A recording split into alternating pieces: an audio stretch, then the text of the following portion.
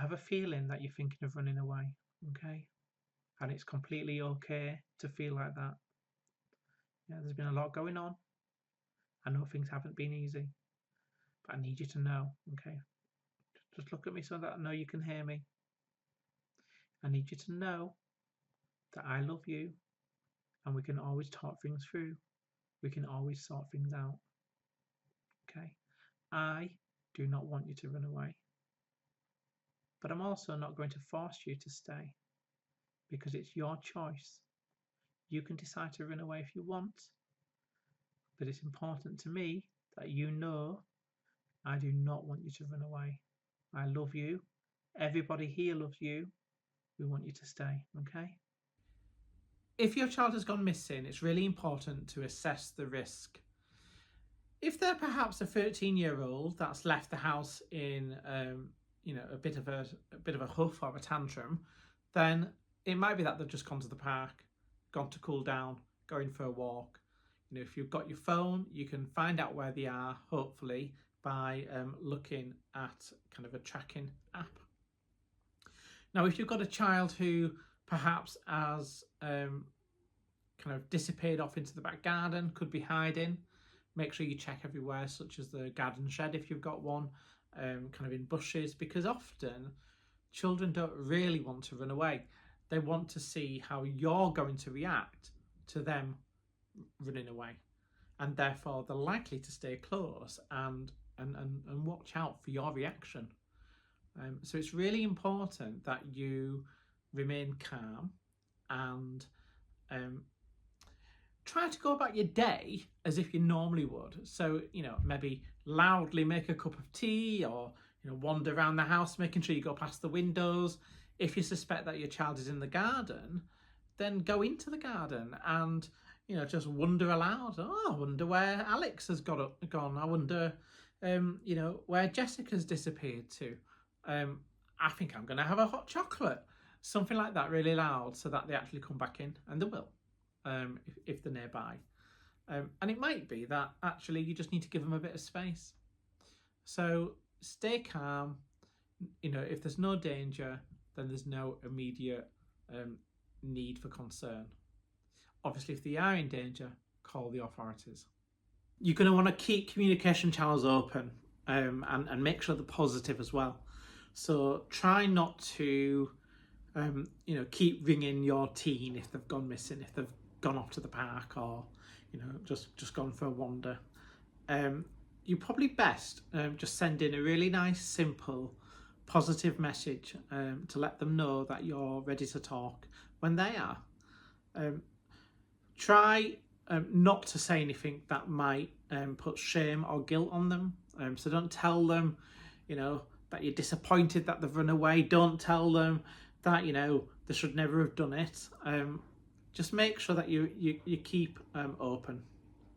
If you've got a child who has kind of gone for a wander and really doesn't want to see you, right now, because let's face it, they've left the house to get away from whatever the situation was, which might include you, then try to rope in the help of a trusted friend to help you search. So this needs to be somebody who your child really likes, and just ask them, if you know they're at the park, then just say, oh, you couldn't just go by the park, could you? Because then this friend could be walking past the park and go, oh, Ryan, are you all right? Yeah, is everything okay? And just have a little bit of a chat with them. That's going to be a lot more palatable to your child than you turning up looking for them. Because if you turn up to the park, they're probably not going to come back, because again, the walls are going right up. So it's just a nice way of checking in on your child and making sure that they've got somebody to talk to and a way home. Ryan, is that you? I'm making a hot chocolate if you want one. That is what you need to be doing when your child returns. Keep things really low key, okay? Don't go on the offensive, because how you react is going to kind of, really steer, the experience. So make sure you offer them perhaps their favourite snack, favourite drink, make things really welcoming. You can let them know that you're glad that they're back, and And before you start actually trying to get into a conversation about it, make sure that they're actually eating something and drinking first, because that's going to make them feel a bit calmer. A little bit later on, you're going to want to get really curious to try and uncover the reasons why they wanted to leave. So, for example, Ryan, earlier when you left the house, I wonder if you can tell me why you wanted to leave. And if they tell you actually that they don't know, or you don't really get that much of an answer, then do something called naming the need. And this is how it works. Okay, so I wonder if you know how yesterday you weren't too happy about kind of me limiting your screen time, and I know that again today, this morning, when I talked about going on that game, you wanted to go onto that app, and I refused that app because it wasn't really for your age. I noticed that your body language changed then. That actually you kind of closed up a little bit, and you were kind of giving me kind of one-word answers, and I knew you weren't happy. So actually, I think the reason why you wanted to leave was because you're probably feeling a little bit like it's not fair, and I wonder if you feel like we are treating you a little bit more harshly when, I don't know, compared to your friends. What do you think about that? Do you think I'm right? You know, doing that kind of naming the need will help prompt your child to think, well, actually, yeah, or no, got it wrong. Because if you just keep asking them why, you're not really going to get that answer. Right, we don't want our child to walk out of that door, okay? So we need to create a safety plan, and that is our bonus tip today, guys. I'm going to demonstrate what the safety plan looks like. I'm going to role play a conversation with my imaginary child, Ryan, and we're going to preempt him actually leaving. So in this scenario, let's say that his sibling has let us know that Ryan has confided that he wants to run away. And so we need to have that conversation kind of ASAP with him, really. So yeah, let's take a look. Ryan, yeah, just come and sit down, please. Okay, just hold my hand. I have a feeling that you're thinking of running away, okay? And it's completely okay to feel like that. Yeah, there's been a lot going on. I know things haven't been easy, but I need you to know, okay? Just look at me so that I know you can hear me. I need you to know that I love you, and we can always talk things through. We can always sort things out, okay? I do not want you to run away, but I'm also not going to force you to stay because it's your choice. You can decide to run away if you want, but it's important to me that you know I do not want you to run away. I love you. Everybody here loves you. We want you to stay, okay? Now, it's really important because you've started to have these feelings that I go through some information so that you know how to keep yourself safe, okay? So I've got this checklist. It's a running away checklist. And we're going to go through it so that I know that you're going to be okay, that you're going to be safe, and you're going to remember to take stuff with you if you decide to run away, okay? Okay. We'll go through it together. So you can see there's the title. Got a few little pictures there. Now, I know, Ryan, it is hard to think clearly, okay, when you're upset. It's hard. But the last thing I want is for you to forget to pack something. You know, I don't want you to leave something important behind. Okay? So use this checklist if you're thinking of running away. Now, please, Ryan, this is really important, okay? Do not ask your siblings to go with you. Okay? It's okay for you to have these feelings.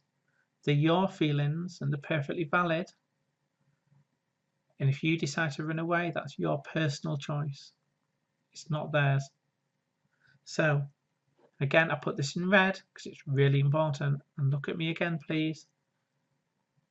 We want you to stay. We don't want you to run away. We love you, okay?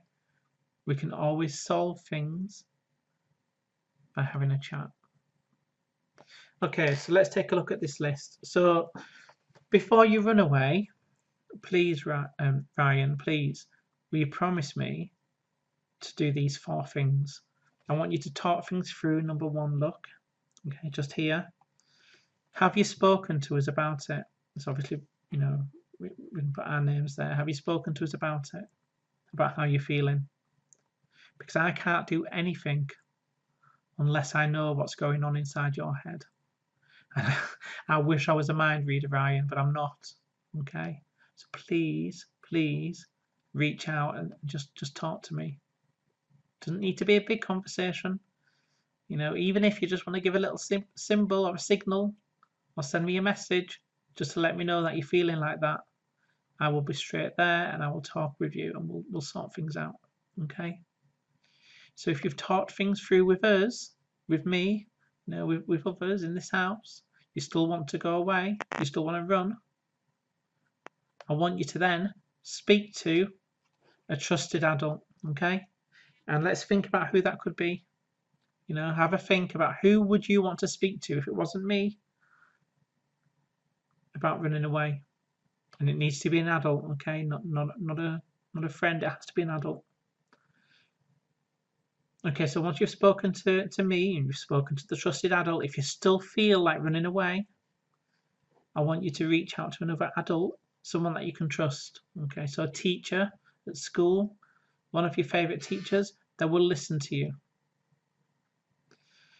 If you've spoken to me and you've spoken to the trusted adult and you've spoken to someone from school, I want you to then contact the Runaway Helpline. Okay, the number's just there on the checklist. Give them a call. They're always available. Now, if you still want to run away after having spoken to me and all these other people, then move on to this next part of the checklist, Ryan. Okay, it's really important that you pack the things that you need for your journey. Okay? So make sure that you take some food, put some food in your bag. Put some cash in your bag as well if you've got cash. Take your bank card. Now I know that you might not have any money on your bank card, but if it's important, you need some money, I will send you some money. Okay, just get in touch, I will send you some money. Because I want to make sure that you're safe, that you've got something to eat. Make sure that you pack in your bag some personal products, so things like toothbrush and toothpaste. Take some toilet tissue from the bathroom, Ryan. Okay, take a flannel or a face cloth, and don't forget to take a towel. Okay, because you're going to need to dry yourself. Take a hairbrush for your hair, and please don't forget your clothes as well. Okay, so get some clothes together.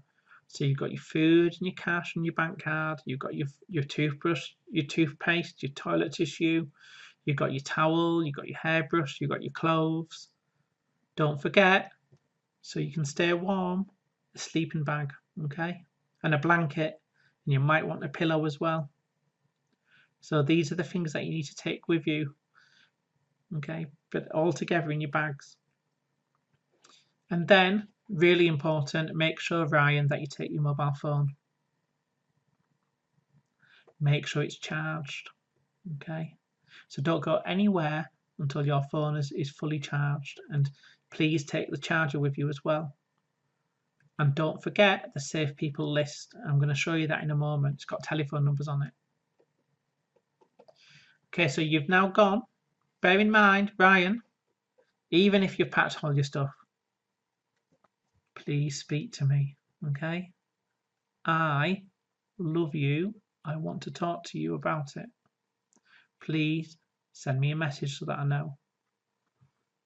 If you can't do that, and you can't message anybody else, and you decide to go, then whatever you do, Ryan, do not get into a stranger's car, okay? Don't hitchhike, it's not safe. Don't turn off your mobile phone, because honestly, when you're out there, it can feel pretty lonely. And it's always nice to get a couple of messages from people you know, checking in on how things are. So make sure that you keep your phone on. Okay. Make sure that you charge it in places like a fast food restaurant. Yeah. Go in there, plug in your phone, charge it. It's really important that your phone is charged, Ryan. Okay, never meet anybody that you've not met in real life. Okay, so for example, if you've been speaking to somebody online about running away and you've not met them, please, Ryan, don't meet them. Okay, it's not safe. They might not be who they say they are. You might think you're meeting somebody your own age, but they could be a lot older. They might not be the person they say they are, and you could be in danger, okay? And then, when you are out there, you've got all your stuff, you've got your bag, your sleeping bag, you've got your blanket, you've got your toothbrush, you've got your cash, you've got your clothes. You need to find somewhere safe to sleep, okay? And this is when you ring the runaway helpline. The number's just there on the checklist, and they're going to talk you through your options. If your phone has died so that you can't ring them, go to a police station, go into a supermarket, speak to a member of staff. They will help you because everybody wants to help, okay? So this is the checklist. We're going to keep this in your bedroom so that you've got it to hand if you need it. And promise me, Ryan, go through this if you start to think about running away. And you probably won't get to the point of packing your stuff because we'll talk, we'll sort things out. Now, the safe numbers list I talked about, this is it here because your phone might die and you might not have the numbers that you need.